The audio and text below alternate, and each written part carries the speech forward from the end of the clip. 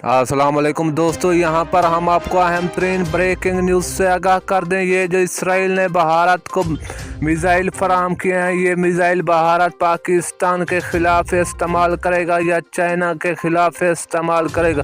आज दोस्तों हम आपको मुकम्मल तफसील देते हैं इसी वीडियो में। इस वीडियो को आखिर तक ज़रूर देखना।